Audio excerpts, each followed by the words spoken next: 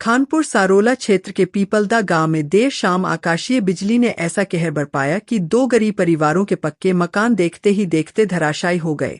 हादसे में हीरालाल बैरवा और प्रेमचंद बैरवा के मकान पूरी तरह क्षतिग्रस्त हो गए। घरों में रखा घरेलू सामान, फर्नीचर और रोजमर्रा का जरूरी सामान भी मलबे में दबकर टूट फूट गया, जिससे दोनों परिवारों को भारी आर्थिक नुकसान उठाना पड़ा। गनीमत रही कि हादसे के समय कोई जनहानि नहीं हुई, लेकिन इस घटना ने दोनों परिवारों को गहरे संकट में डाल दिया। मेहनतम मजदूरी कर जीवन यापन करने वाले इन परिवारों के सामने अब सिर छिपाने तक का संकट खड़ा हो गया है।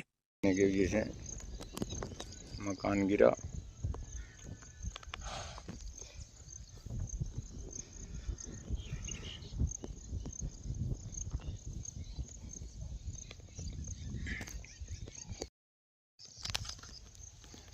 हीरालाल जी बैरवा और प्रेमचंद बैरवा दोनों को मकान